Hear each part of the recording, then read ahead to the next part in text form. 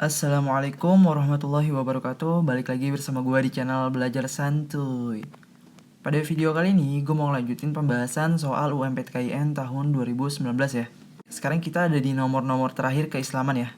Udah mau kelar. Langsung aja kita bahas setelah yang satu ini.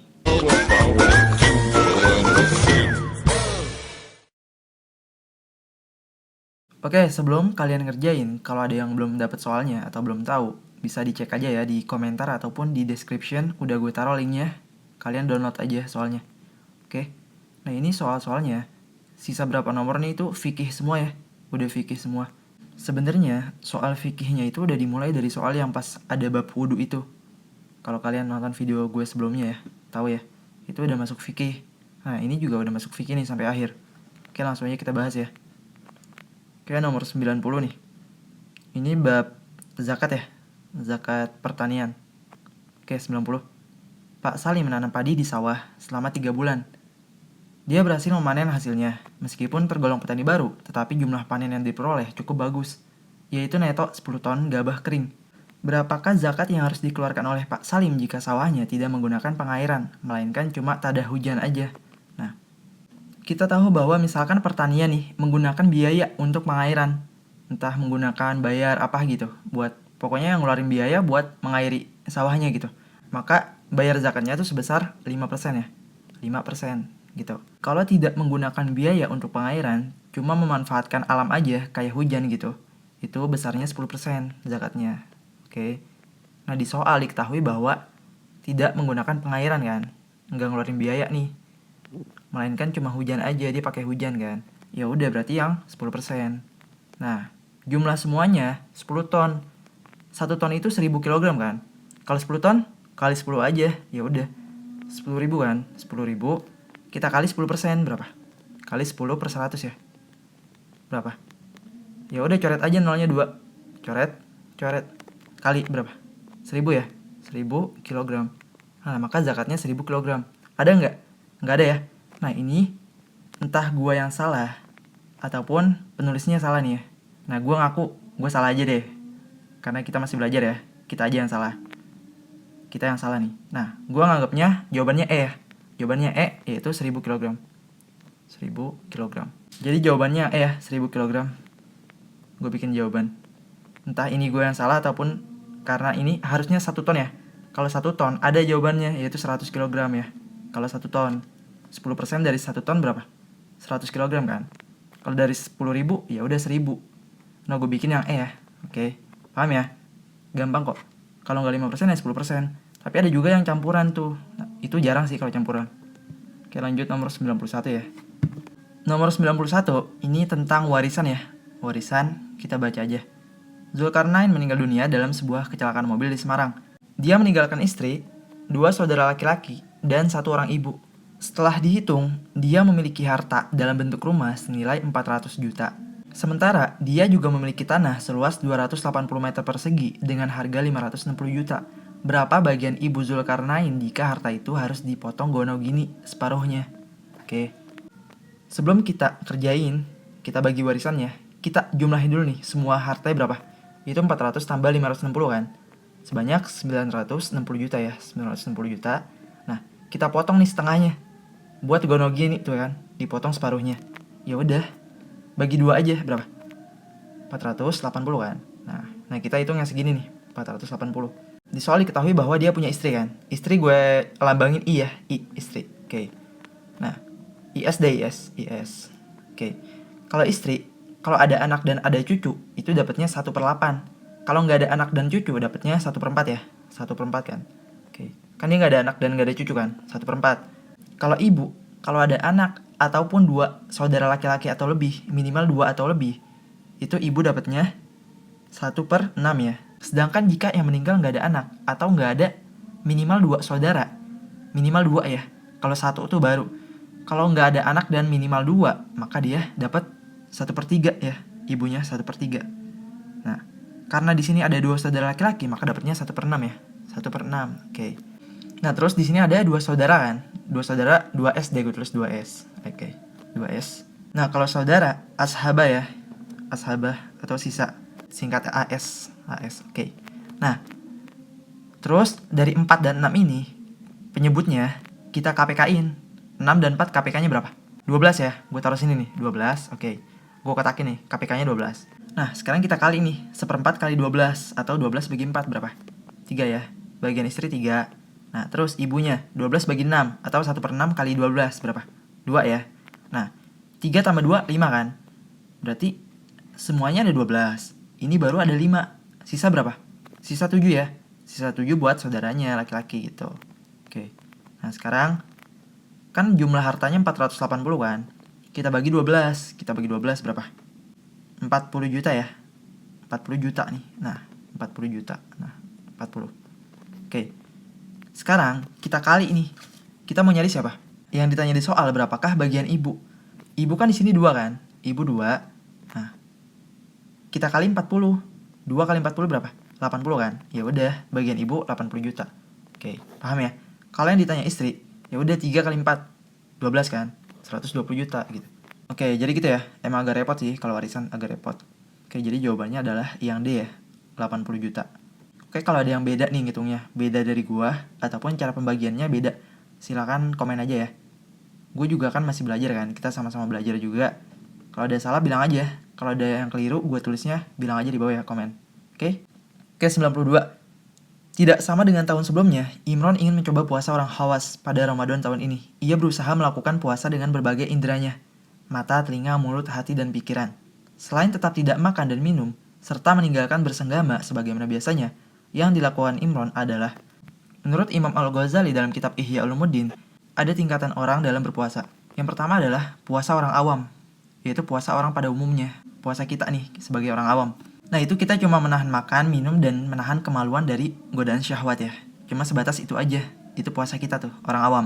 Yang kedua ada puasa khusus, atau puasa khawas, yaitu puasanya orang-orang soleh.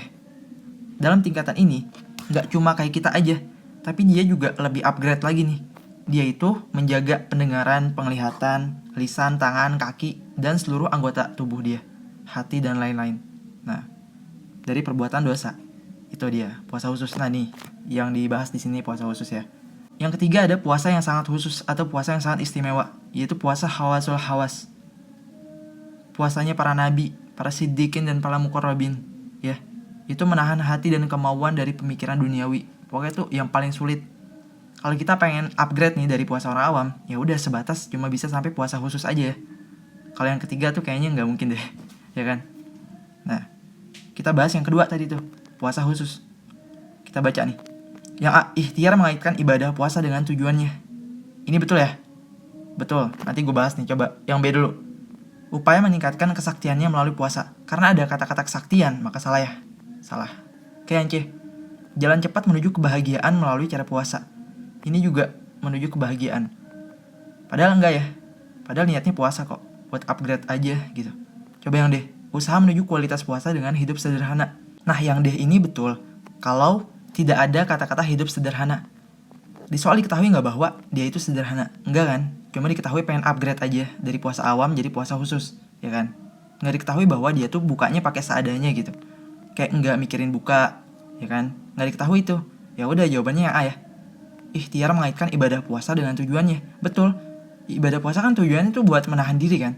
Ya kalau kita pas puasa menahan diri tapi nanti pas udah malam balik lagi kayak normal lagi ya percuma kan. Nah, makanya dia pengen mengaitkan ibadah puasa dengan tujuannya. Tujuan puasa apa? Buat menahan diri, melatih diri kita kan gitu. Jadi paling tepat yang A ya. Oke, jelas ya. Oke, lanjut. 93. Fatimah menjalankan umroh yang pertama kalinya tahun ini. Ketika melakukan sa'i, Fatimah tidak melakukan lari-lari kecil dan tidak berdoa sebagaimana dilakukan para jamaah yang lain. Ia hanya jalan lurus dari sofa ke marwah dan marwah ke sofa sebanyak 7 kali. Sa'i yang dilakukan tetap sah karena beberapa hal berikut kecuali. Nah, ini hati-hati nih, ada kata kecuali. Kita cari yang salah ya. Jadi, dia sa'inya tetap sah. Karena kenapa? Berarti jawabnya yang salah. Oke. Nah, lari-lari kecil dan berdoa dalam sa'i itu merupakan sunnah ya. Sunnah ya. Bukan rukun, bukan syarat. Ya udah, kita salahin aja yang salah. Lari dan doa bukan rukun sa'i. Betul, emang bukan. Yang B. Lari dan doa ialah sunnah sa'i. Betul juga. Yang C. Lari dan doa mubah dalam sa'i. Bukan mubah dong. Mubah kan netral ya, boleh. Jais. Salah ya ini. Sunnah dong. Coba yang D. Lari dan doa bukan syarat sa'ih. Betul, bukan syarat. Jadi yang salah yang C. Oke, paham ya? Oke, lanjut. Oke, 94. Di sebuah kota, Iwan singgah ke sebuah restoran. Setelah selesai makan lontong sayur di restoran itu, ia melihat hal yang ganjil pada daging yang dimakannya. Lalu ia mengecek nih. Oke, gue geser ya. Lalu ia mengecek daging tersebut kan, yang ternyata daging anjing. Informasi ini ia dapatkan dari orang-orang yang tinggal di sekitar restoran tersebut. Hukum memakan lontong sayur yang bercampur dengan sedikit daging anjing, seperti dilakukan Iwan, hukumnya haram karena... Nah, kita tahu bahwa hewan yang bertaring itu nggak boleh dimakan ya. Hewan yang buas dan bertaring itu nggak boleh. Anjing ini termasuk. Kan kita tahu bahwa hukum dasar memakan daging anjing itu haram ya. Ya udah, gampang kok. Kalau nggak yang A, yang B ya. Kita teliti nih, yang B sedikit atau banyak tetap haram. Betul, tapi kurang tepat ya. Lebih tepat yang jawaban kita tuh lebih tepat ke yang hukum asalnya. Coba yang daging anjing hukumnya haram. Iya, daging anjing tuh haram hukum asalnya. Ya udah. Jadi jawabannya yang A ya gitu. Walaupun mirip, tapi lebih fokus lagi teliti dikit. Yang paling tepat yang mana nih? Emang agak mengecohkan sih. Oke, jawabannya yang A ya. Jelas ya? Coba yang 95, lanjut. Sofyan meminjam buku miliknya pada Dina selama 10 hari. Dina membaca buku itu dengan baik. Tetapi tidak pernah diduga, pada hari yang ke-10 buku tersebut rusak karena secara tidak sengaja terkena tumpahan minuman kopi di kamarnya. Beberapa lembar berwarna hitam terkena tumpahan kopi. Dina tidak menanggung kerusakan buku tersebut karena beberapa hal berikut kecuali. Nah ini hati-hati ya, ada kata kecuali. Nah, terus Dina nggak menanggung. Kecuali berarti yang salah dong ya. Kita ketahui ini merupakan pinjam meminjam ya. Dalam mazhab Hanafi, hukum pinjam meminjam itu tidak wajib ganti atau nanggung, walaupun karena kesalahan dia atau keteledoran dia, nggak wajib ganti ya. Kalau mazhab Hanafi. Nah, kalau mazhab Syafi'i itu wajib bertanggung jawab. Mau salah dia, mau bukan, mau sengaja, mau kecerobohan dia, mau keteledoran dia, mau sengaja, mau enggak, itu ganti. Kalau mazhab Syafi'i ya, gitu. Nah, berhubung soalnya ditanya, dia nggak nanggung. Kecuali coba yang A, Dina menggunakan buku untuk dibaca. Nah ini betul ya. Ya dia emang niatnya tuh buat baca doang. Buat baca bukunya, bukan buat dirusak. Ataupun buat di HM-in, tau kan HM-in bahasa kita tuh. Buat dia tuh gitu. Nggak dibalik-balikin misalkan setahun, 2 tahun, dan seterusnya. Adalah yang kayak gitu kan. Coba yang B. Tumpahan kopi di luar kesengajaan Dina. Nah nggak sengaja kan. Ya udah nggak apa-apa kan nggak sengaja. Coba yang C. Tumpahan kopi merusak buku Sofyan. Nah, tumpahan kopi yang merusak. Kalau kita baca, lebih jeli. Ini berarti bahwa Dina nggak sengaja kan. Tumpahan kopi yang merusak buku Sofyan gitu. Entah karena misalkan kayak ada 2 meja nih. 2 meja di atas meja belajar. Terus di bawah ada kayak meja kecil gitu. Nah, si kopi ada di meja belajar kan. Terus bukunya di bawah. Terus kopinya kayak jatuh aja gitu. Misalkan kan ada gelas kan, ada gelas. Terus kan bawahnya kayak ada air kan. Ada air yang merembes gitu kan. Terus jatuh netes ke bawah dikit-dikit. Itu kan nggak sengaja kan. Nah gitu, misalkan gitu. Jadi nggak harus ganti. Coba yang di hari ke-10 buku rusak karena air kopi. Nah, rusak karena air kopi. Kalau diteliti lagi kalimatnya, ini berarti bahwa air kopinya itu bukan merusak. Pasti ada yang megang kopi atau ada yang sedang minum kopi terus jatuh ke bukunya gitu. Kalau dari kalimat yang D ini ya. Jadi menurut gua, jawabannya yang D. Menurut gua. Yang bukan yang ini. Karena salah si Dina, keteledoran Dina gitu. Ini agak ambigus ya, gue juga agak bingung sedikit sih. Tapi kalau disuruh jawab, gue jawab yang D gitu. Kalau kalian ada perbedaan atau pemikiran lain gitu, silakan komen ya di bawah. Walaupun kalau kata mazhab Hanafi, nggak wajib ganti gitu. Kalau mazhab Syafi'i, mau sengaja mau nggak ganti gitu. Ya. Kalau ada yang salah dari gue, silakan koreksi aja di bawah ya. Kalau ada kekeliruan. Oke. Oke, jadi jawabannya yang D ya kalau gua. Kalau ada yang beda, silakan komen. Oke, lanjut nomor 96. Pada suatu waktu, Jamil menjatuhkan talak 1 pada istrinya, bernama Jamilah.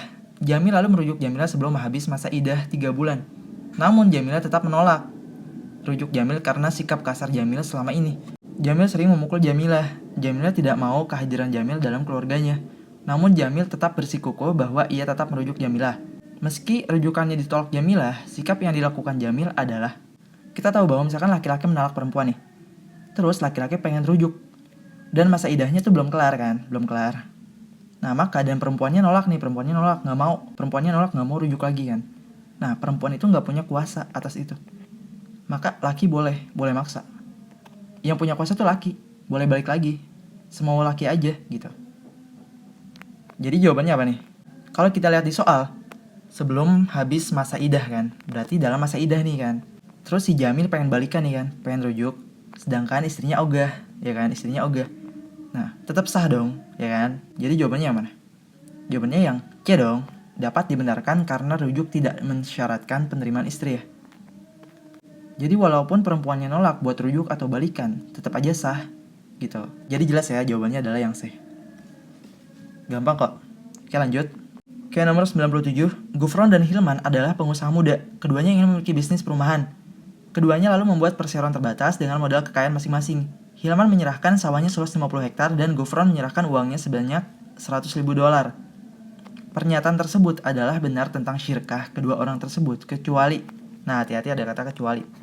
Yang benar kecuali, berarti cari yang salah dong. Oke, kita tahu bahwa ini merupakan syirkah inan ya. Ini merupakan syirkah inan di mana dua-duanya itu saling memberikan modal, ya kan? Memberikan modal. Nah, dalam syirkah inan ada perbedaan nih. Kalau mazhab Hanafi dan Hambali itu nggak ada syaratnya dalam modal. Misalkan yang $1, yang Rp1, itu nggak apa-apa, nggak masalah. Kalau mazhab Hambali dan Hanafi. Kalau mazhab Syafi'i itu nggak boleh. Itu harus dikonversi dulu dalam satu jenis yang sama. Misalkan diubah ke rupiah gitu. Dua-duanya harus rupiah. Atau dua-duanya harus dolar. Atau misalkan euro. Atau misalkan ringgit gitu. Dan seterusnya. Oke. Nah, kita cari yang salah nih. Nah, coba kita lihat yang A. Tidak sah karena tanah dan uang dolar berbeda. Nah, ini betul ya. Sesuai mazhab Syafi'i. Jadi harus dikonversi dulu ke salah satu aja. Misalkan ke dolar, ataupun ke rupiah, ataupun ke ringgit, dan lain-lain ya kan. Gitu. Jadi ini betul. Nggak salah. Coba yang B. Menjadi sah jika tanah dan uang dolar dinilai rupiah. Betul. Menurut mazhab Syafi'i, betul. Harus gitu. Jadi ini betul juga. Kalau yang C. Hukumnya sunnah karena niat syirkah tolong menolong. Nah, hukumnya itu boleh ya, mengubah. Walaupun masih ada yang diperselisihkan. Maka bukan sunnah, cuman mubah aja boleh gitu. Jadi yang ini salah ya. Salah. Jadi jawabannya adalah yang C ya, jelas. Coba yang D. Sangat dianjurkan karena memperoleh keuntungan. Nah betul, dianjurkan doang, nggak sunnah. Cuma dianjurkan karena memperoleh keuntungan gitu. Jadi jelas ya, jawabannya adalah yang C. Oke, paham ya? Oke, lanjut aja. Setelah menjadi bupati, Ibu Ida melakukan berbagai program dan kegiatan masyarakat yang terkesan tidak banyak memberikan manfaat pada masyarakat luas. Apalagi ada kecenderungan programnya diperuntukkan utamanya bagi keluarga dan kroni-kroninya. Yang dilakukan Ibu Ida bertentangan dengan kaidah fikih dalam melaksanakan arah kebijakan pemerintah, yaitu, kayak ini kita garis bawain di sini nih. Tidak banyak memberikan manfaat pada masyarakat luas. Sebenarnya udah di garis bawain di sini lu udah bisa jawab. Itu yang A ya, maslahat umum. Ya kan? Gitu. Oke, ini agak panjang sih kalau dijelasin. Soalnya ini masalah kayak luas banget gitu. Tapi walaupun kita nggak tahu nih, lu cari aja kayak maslahat. Kayak maslahat tuh kan kayak mirip-mirip kan, atau manfaat gitu kan. Terus umumnya apa? Masyarakat luas kan. Ya gitu. Oke. Kalau yang B skala prioritas itu lebih ke ibadah sih setahu gue. Prioritas gitu. Kalau yang C manfaat temporal juga kurang tepat. Yang D fasilitas publik juga kurang tepat ya. Jadi paling tepat yang A. Oke, lanjut nomor 99. Andi membeli sebuah handphone atau HP bekas tetapi masih lengkap. Termasuk kotaknya juga masih ada. Saat transaksi dengan Budi sebagai penjual, mereka melakukan transaksi di kegelapan. Terlebih Budi tidak memperbolehkan Andi membuka HP yang masih dalam kotak. Jual beli tersebut merupakan apa nih? Nah, ini merupakan jual beli ya. Nah, dalam jual beli itu ada macam-macam tuh, luas. Ya udah, sebenarnya lo udah bisa jawab gampang banget. Ini merupakan jual beli yang tidak jelas ya. Ada ketidakjelasan, ya kan? Itu apa? Tebak. Yang B ya, goror. Oke, kalau kita bedah nih. Tidak sah karena mengandung unsur maisir. Maisir itu artinya adalah spekulasi ya, atau judi istilahnya tuh. Lebih ke judi. Jadi kurang tepat ya. Coba yang C. Tidak sah karena mengandung unsur riba. Riba itu artinya adalah ziyadah atau tambahan. Ini juga kurang tepat ya sama kasus ini. Kalau yang D, tidak sah karena mengandung unsur zolim. Betul. Betul aja. Ini kalau nggak ada yang goror, jawabannya yang D gitu. Ya. Kalau nggak ada goror, jawabannya yang D gitu. Jadi ini salah ya, lebih tepat yang goror. Nah, karena dia membeli HP nih, dia beli HP. Tapi yang belinya itu nggak boleh tahu isinya tuh apa, isinya tuh kayak gimana. Entah bodong ya kan, kayak baterainya nggak ada, terus kayak layarnya udah retak kan, terus charge-nya nggak ada, earphone-nya nggak ada ya kan. Misalkan kayak gitu-gitu dan sejenisnya itu bakal merugikan kan. Makanya dilarang karena belum pasti, nggak ada kepastian, masih nggak jelas gitu. Unsur goror kayak gitu. Misalkan kayak jual beli ikan yang masih dalam kolam. Kita kan nggak tahu kan ikannya kayak gimana. Terus misalkan beli buah yang masih tumbuh di pohon. Gitu. Masih nggak jelas kan. Dan sejenisnya. Pokoknya sesuatu yang misalkan lu pengen beli tapi lu nggak tahu gitu. Kita nggak tahu wujudnya, jenisnya, dan semacamnya kita nggak tahu. Itu merupakan goror. Masih nggak jelas. Itu nggak boleh. Oke. Merugikan salah satu pihak. Ya, jelas ya. Oke, lanjut nomor terakhir nih. Seru banget nomor terakhir. Pada suatu hari, Yani mengutangkan uang-uangnya sebanyak 200.000 kepada Dian dengan perjanjian dalam akad bahwa Dian harus mengembalikan uangnya selama 1 bulan. Tidak hanya itu, dalam perjanjian juga disebut bahwa uang yang dikembalikan adalah 250.000. Model hutang seperti itu merupakan, nah, tadi minjem 200, suruh balikin 2,5. Fix banget kan, tahu kan apa? Ya udahlah, tahu ya. Itu riba ya, jelas banget. Menambah ya kan. Yang mana yang satu pihak rugi, yang satu lagi untung ya kan. Ini riba ya. Jadi jawabannya adalah tidak diperbolehkan karena merupakan bentuk lain dari riba. Jelas banget. Jelas kan? Bisa ya. Karena pada saat minjam dan pada saat mengembalikan itu beda ya. Nggak boleh ya. Haram. Oke.